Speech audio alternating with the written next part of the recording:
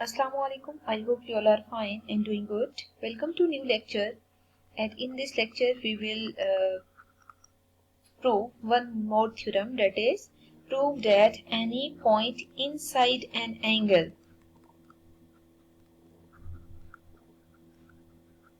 and the condition is that that point is basically equidistant from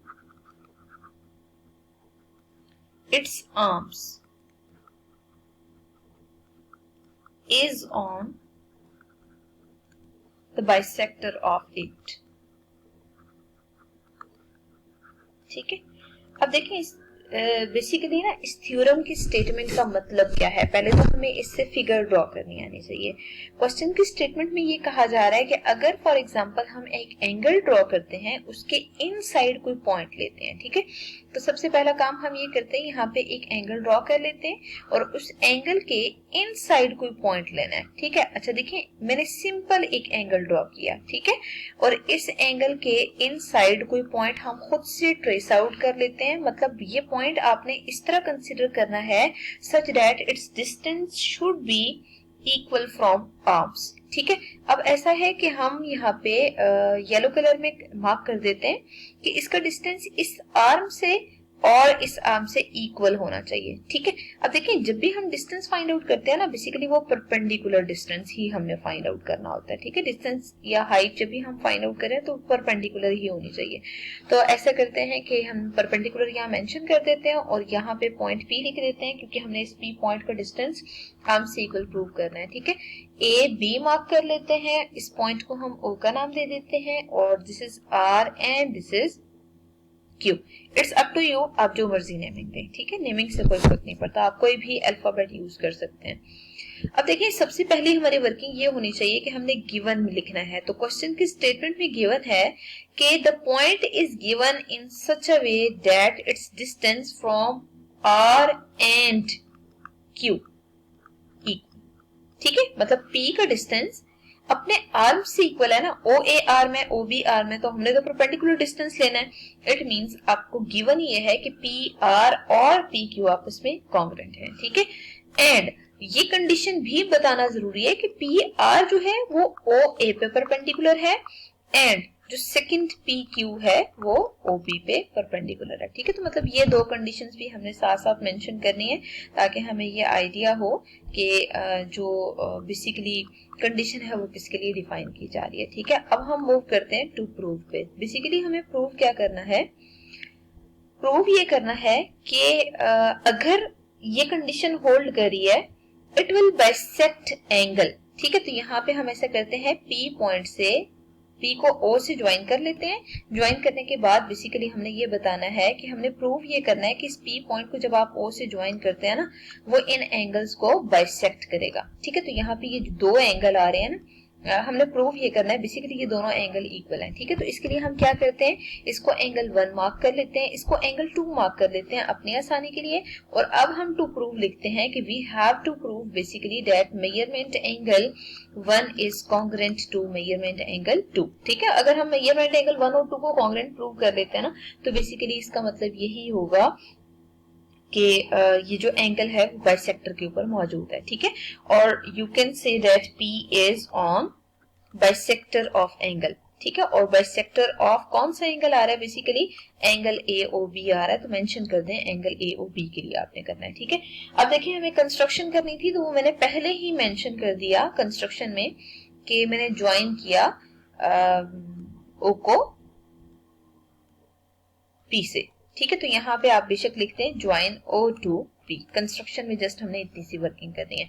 अब हम देखते हैं कि हम थ्योरम को कैसे प्रूव कर सकते हैं। बेसिकली यहाँ पे हमें दो ट्राइंगल्स नजर आ रही हैं, तो इन दोनों ट्राइंगल्स को कोरिस्पोंड करने के बाद हम देखते हैं कि हमें क्या रिजल्ट प्रूव करना चाहिए। ठीक है, तो यहाँ पे प्रूफ में एक साइड पे हम स्टेटमेंट्स ले लेते हैं और दूसरी साइड पे हम रीजंस लिख लेते हैं। ठीक है, अब देखिए स्टेटमेंट और रीजंस में हमने बेसिकली वो रिजल्ट्स यूज करने हैं जो कि हम इन में मतलब ट्राइंगल्स को कोरिस्पॉन्ड करके कर सकते हैं। ठीक है, अब हमें यहाँ पे दो ट्राइंगल्स नजर आ रही हैं, एक ट्राइंगल है POQ और जो दूसरी ट्राइंगल है वो हमें नजर आ रही है POR। ठीक है, इन दोनों ट्राइंगल्स को हम कोरिस्पॉन्ड कर लेते हैं। आपको स्टार्ट में गिवन था कि the distance of P from R and Q is same.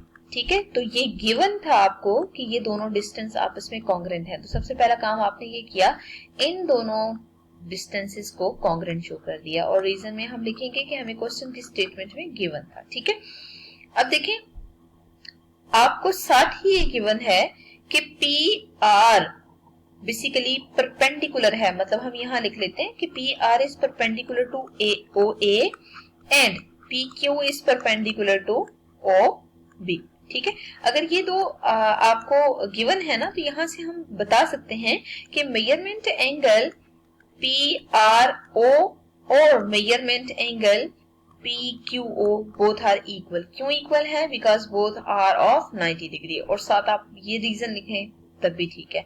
अब देखिए दोनों में जो OP है वो कॉमन आ रहा है, OP के कॉन्ग्रेंट है, और हमने हमेशा ये जो थर्ड स्टेप होता है ना, इसको देखने के लिए ट्रेस आउट करना होता है। अगर कॉमन का स्टेप एग्जिस्ट कर रहा है तो आप साथ कॉमन का स्टेप लिख लिया करें। ठीक है, अब देखिए यहाँ पे ये साइड को रिप्रेजेंट कर रहा है, ये एंगल को रिप्रेजेंट कर रहा है, और ये भी साइड को रिप्रेजेंट कर रहा है। इसका मतलब ये है कि जो हमारे पास पास्टुलेट बन रहा है वो साइड एंगल साइड पास्टुलेट आ रहा है। ठीक है, आपकी अपनी चॉइस है, या तो आप साइड एंगल साइड पास्टुलेट लिखें, या side angle side is congruent to side angle side की फॉर्म में लिख लें। ठीक है, इट्स अप टू यू, आप इन दोनों में से जो मर्जी स्टेटमेंट यूज करें। अब देखिए जब हमने इन दोनों को कॉन्ग्रेंट किया है ना, बेसिकली पी ओ क्यू और पी ओ आर को, मतलब हमने ये रिजल्ट यूज किया है कि एस पास्टुलेट इन दोनों ट्राइंगल्स में होल्ड करा है, तो इट मींस इसमें बनने वाले हर साइड और हर एंगल कॉन्ग्रेंट होगा। ठीक है, अगर हर साइड और हर एंगल कॉन्ग्रेंट है ना, तो बेसिकली हमने किस एंगल के बारे में इंफॉर्मेशन बतानी थी? एंगल 1 और एंगल 2 के बारे में। ठीक है, तो यहाँ पे हम लिख सकते हैं कि angle 1 is congruent to angle 2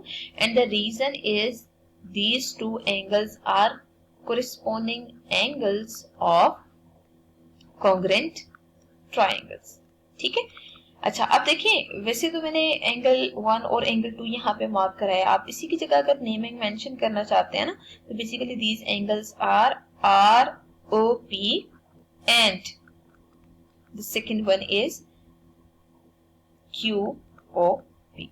ठीक है, you can mention the location and you can also write the marked angle as I have used angle 1 and angle 2 here। It's up to you, आप जो मर्जी यूज करें, बस ये है कि हमें ये क्लियर होना चाहिए कि थ्योरम को कैसे प्रूव करना है। ठीक है, तो बेसिकली हमने जो एंगल इनसाइड ओ आ रहा है उसके लिए पी पॉइंट कंसिडर किया है, उसको आर्म से ज्वाइन किया है, देन पी को ओ से ज्वाइन करेंगे, दो ट्राइंगल्स आ रही हैं। सेम प्रोसीजर आपने यूज किया कि दोनों ट्राइंगल्स को कोरेस्पॉन्ड करके कॉन्ग्रेंट शो किया, और उसके बाद जो रिक्वायर्ड टर्म है हमने वो यहाँ लिख लिया।